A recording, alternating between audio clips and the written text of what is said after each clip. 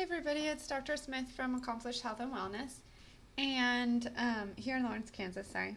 And today I wanted to talk about these.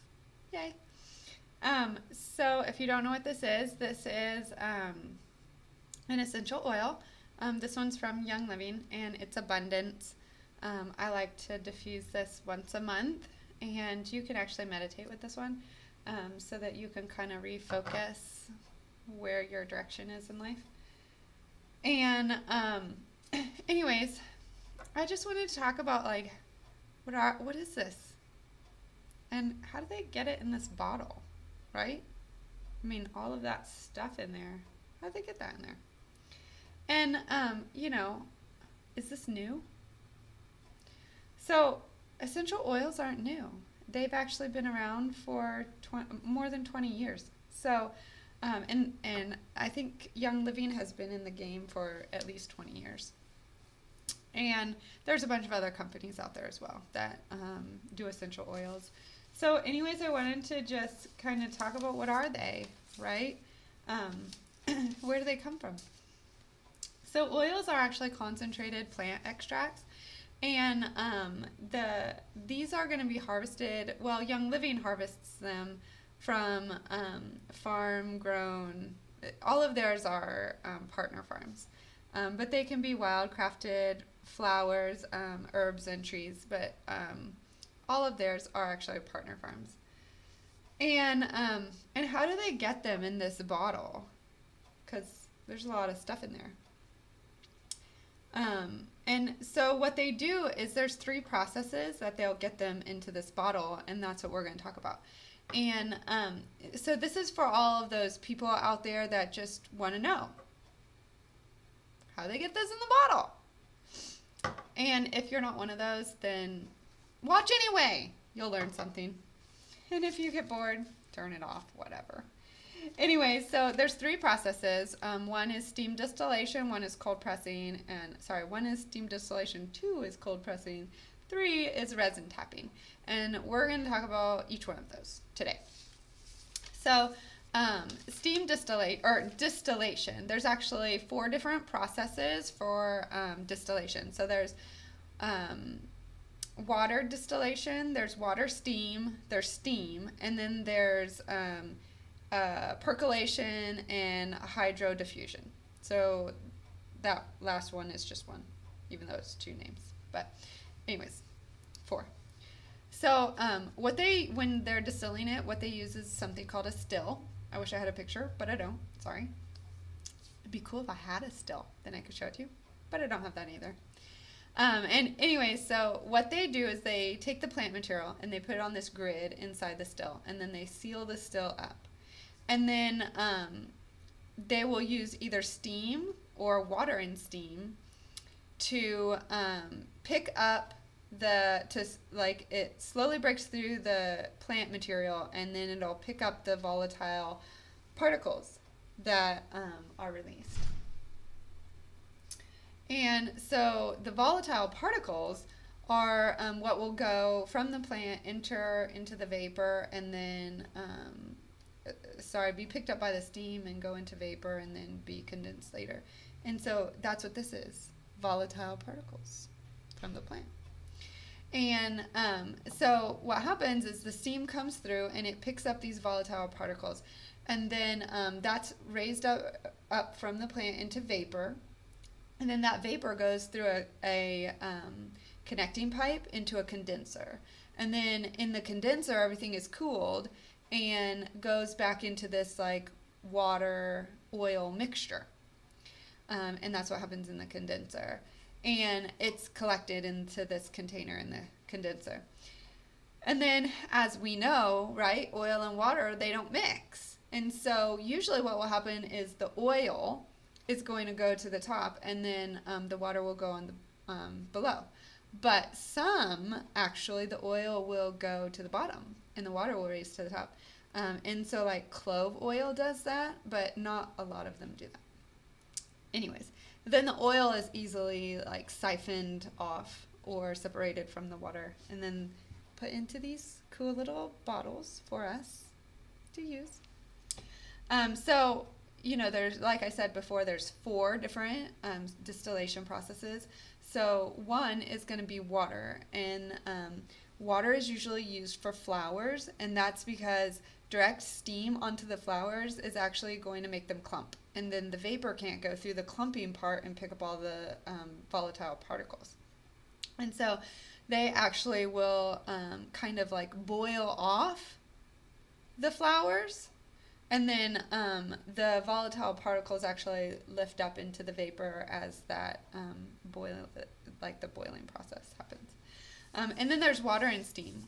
And this is usually used for herbs and leaf material.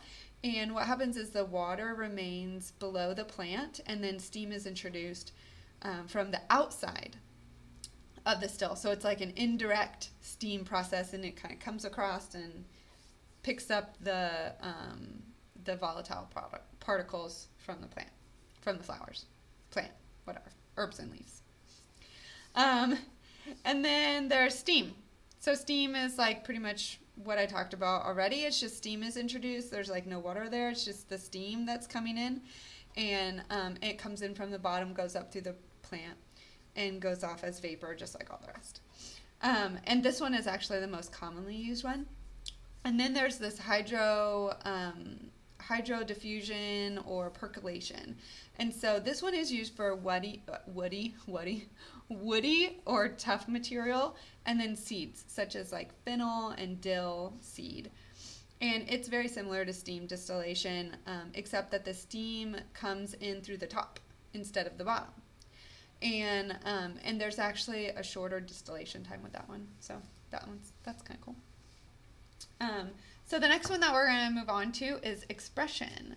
So expression is just another term for cold pressing. So when you see expression or cold pressing, they mean the same thing.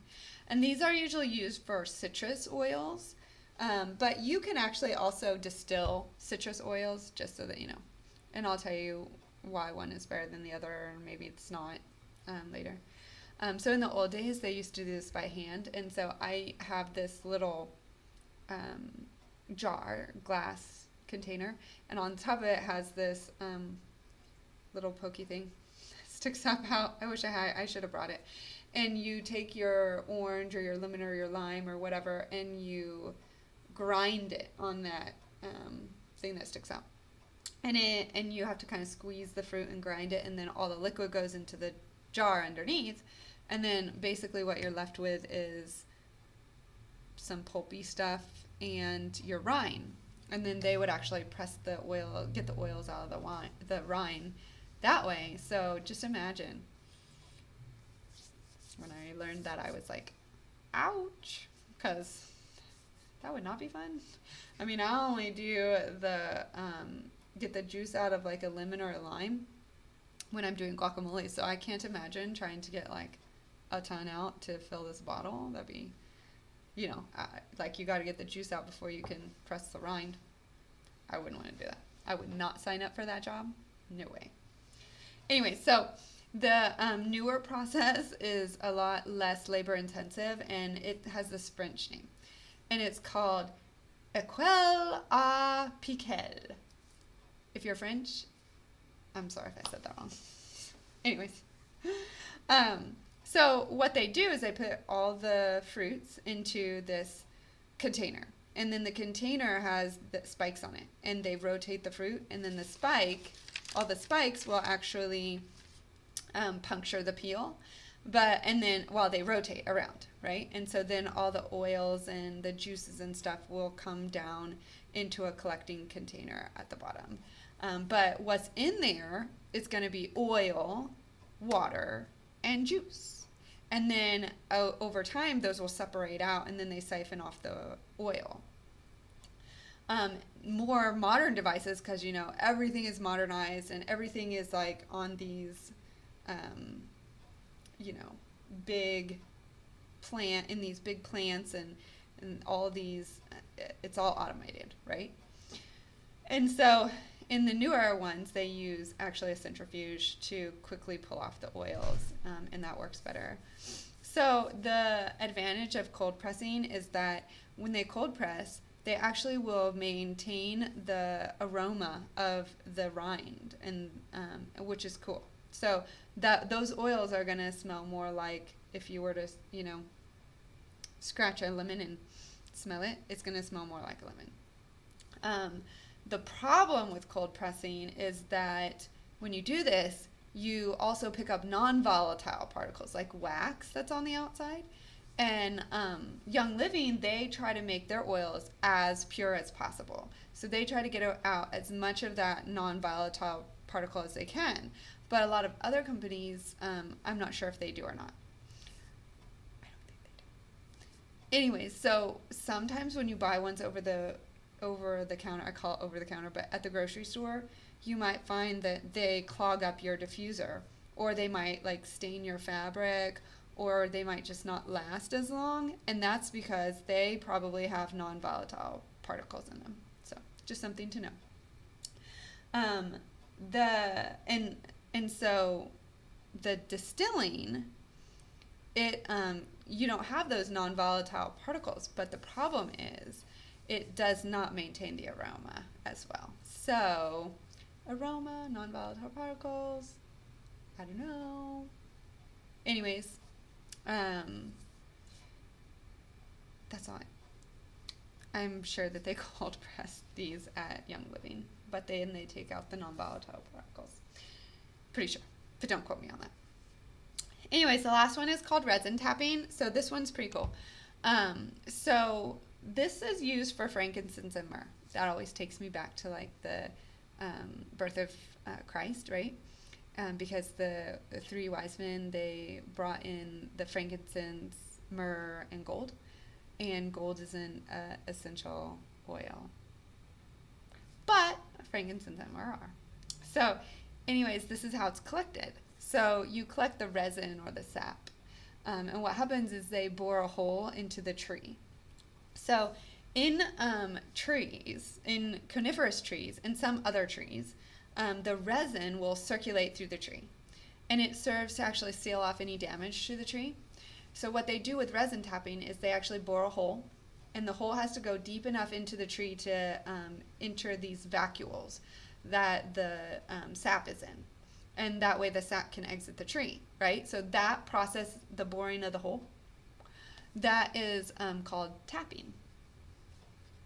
Maybe not like the tapping you're thinking, but that's tree tapping. Okay. So then the sap comes out to heal that injury to the tree.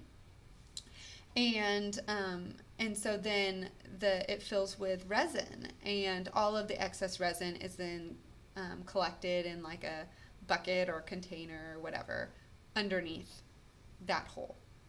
And so that's why it's called resin tapping. So anyways, those processes, like the resin tapping, that takes a couple of days. So you can imagine, like, if this was, frankincense, that's a lot of process, a lot of time and energy and everything to get all of that into these little vials. So now you know how it gets in there and what they are and why they aren't cheap. So anyways, if you are interested in learning more about essential oils, please, please, please subscribe to my channel. If you learned something today or you want to learn more in the future, that way you can always get these videos. There's a ton of other videos on there just to learn about all kinds of other stuff. So take a look.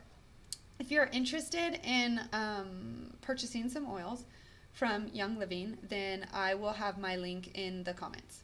So I sure hope that you guys have a good rest of your week. It's Monday today. If you're not watching it on Monday, sorry. I still hope that the rest of your week is good, but today's Monday, so we have a whole rest of our week. So we're all going to have a good week. Abundance of goodness. And if you guys have any questions, please leave them in the comments. And I will see you next week. Have a great day. Thanks. Bye-bye.